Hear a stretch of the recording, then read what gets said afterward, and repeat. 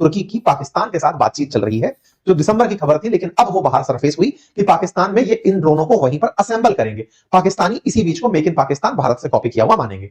बड़ा सवाल है, भारत इसे कैसे लेता है? तो देखिए, एक चीज तो आप जानते हैं, भारत पाकिस्तान के झगड़े में पाकिस्तान के साथ तुर्की खड़ा रहा। ये हमने ऑपरेशन सिंदूर में देखा। ऑपरेशन सिंदूर में देखा कि तुर्की की नेवी पाकिस्तान पहुंची थी। टर्किश मेड जो ड्रोन है वो सिविलियन प्लेन के रूप में यूज होने के बाद भारत पर चलाए भी गए थे, जिसके भी प्रमाण हमारे पास मिले। इसका मतलब ये दोनों लोग एक दूसरे के साथ हैं। दोनों के अब मंतव्य भी समझ लीजिए।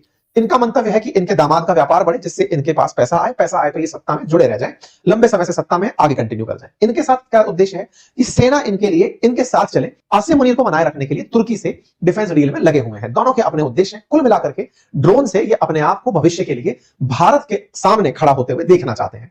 एक और खबर, टर्की पाकिस्तान के अंदर एक ड्रोन की फैक्ट्री बनाने जा रहा है और टर्किश ड्रोन्स वैसे भी काफी फेमस हैं और ऐसे में जो ड्रोन की फैक्ट्री बनाने जा रहे हैं वो लड़ाकू ड्रोन्स की फैक्ट्री है और कुछ 5th जनरेशन के जेट प्रोग्राम पर बात हो रही है। टर्की और पाकिस्तान का जो भी सहयोग है, कोऑपरेशन है, बहुत पुराना है और पाकिस्तान के अंदर एक बड़ी फैसिलिटी जो है जिसमें ड्रोन्स की असेंबल करने की ये बात की जा रही है और ये अंकारा के द्वारा यानी कि टर्की के द्वारा अपनी डिफेंस इंडस्ट्री को एक्सपेंशन की ओर ले जाने के लिए एक मुझे लगता है कि एक बड़ा स्टेटमेंट है और कहा जा रहा है कि वहां पर जो एरोस्पेस इंडस्ट्री है खासतौर से पाकिस्तान, उसको टर्की से काफी एक्टिव कोऑपरेशन मिल रहा है और ये भी बताया गया है कि टर्की का जो एक्सपोर्ट है, डिफेंस एक्सपोर्ट है, वो $7.5 बिलियन तक पहुंच गया है। क्या भारत को इससे चिंता करने की आवश्यकता है?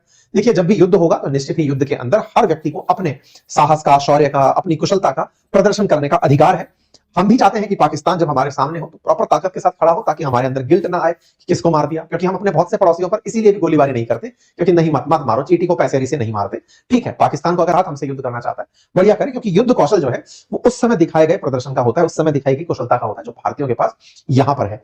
इन सबके साथ साथ इनल वाली लाइन हुई, उसके अलावा भी भारत के पास बढ़िया मात्रा में अपने 5th जनरेशन फाइटर जेट की तैयारी चल रही है। हम लोग AMCA प्रोजेक्ट में है ऑलरेडी, थोड़ा सा हम इसमें धीरे चल रहे हैं, लेकिन हाँ, भारत सरकार 5th जनरेशन फाइटर जेट खुद बना रही है।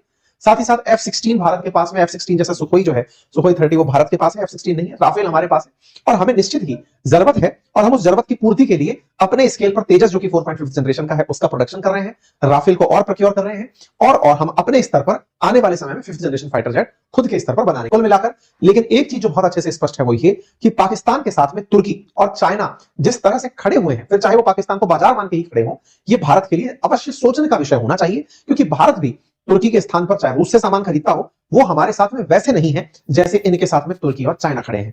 और कई कमिटेड कंट्री हैं, अजरबैजान है या फिर हो सकता है यूक्रेन भी कुछ इस्तेमाल कर रहा है, साथ में पाकिस्तान भी है, कुछ और देश भी हैं। तो उनका जो बाइकर ड्रोन जो है वो खासतौर से उसको ज्यादा प्रमोट करते हैं। चलिए, अच्छी बात है।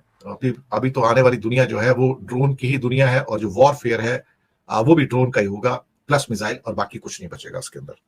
जो टर्की आज के टाइम में पाकिस्तान में ड्रोन फैसिलिटी सेटअप करने का प्लान कर रहा है। आप यहाँ पर देख पाएंगे जो टर्किश मिनट है, टर्किश का मीडिया आउटलेट्स इस पर आर्टिकल पब्लिश कर रहा है कि Turkey in talks to assemble combat drones in Pakistan as a defence export surge. इतना ही नहीं, यहाँ पर इस पर ब्लूमबर्ग भी आर्टिकल पब्लिश कर रहा है। इवन की हिंदी मीडिया आउटलेट्स भी इस पर आर्टिकल पब्लिश कर रहा है कि पाकिस्तान के लिए तुर्की का बड़ा कदम, जिसमें लड़ाकू ड्रोन जो फैक्ट्री है ये लगाने की बातचीत की जा रही है। और टर्की ने इसके पहले भी टर्की का जो खुद का जो 5th generation fighter jet plan है, जिसे कान कहा जाता है, इसको लेकर भी इसी साल जनवरी के टाइम में ये कहा गया था कि हम लोग इसलिए पाकिस्तान में असेंबल करने का काम करेंगे। खैर, पाकिस्तान टर्की से एक लंबे टाइम से टर्की का जो बाइकर TB2 जो ड्रोन है इसे परचेज करता आ रहा है। इवन की ऑपरेशन सिंदूर के टाइम में भी पाकिस्तान ने टर्की के बाइकर TB2 ड्रोन का यूज किया था भारत के अगेंस्ट में। लेकिन सबसे बड़ा सवाल निकल के आ रहा है कि टर्की क्यों यहाँ पर पाकिस्तान में अपने कॉम्बैट ड्रोन्स को असेंबल करना चाहता है। असेंबल का मतलब यहाँ पर यह हुआ कि ड्रोन्स के जितने भी पार्ट्स है इसे पहले पाकिस्तान में लाया जाएगा और पाकिस्तान में इसे असेंबल करके पाकिस्तान को ही बेचा जाएगा। तो इसके पीछे सबसे पहला जो रीजन है वो है टर्की का डिफेंस सेक्टर। कहा यह जाता है कि टर्की का जो डिफेंस और एविएशन एक्सपोर्ट्स है ये लास्ट 11 मंथ में 30% सर्च के साथ में रिकॉर्ड को ब्रेक किया है। जो आज से 10 साल पहले टर्की का जो डिफेंस एक्सपोर्ट था ये $2 बिलियन के आसपास में था।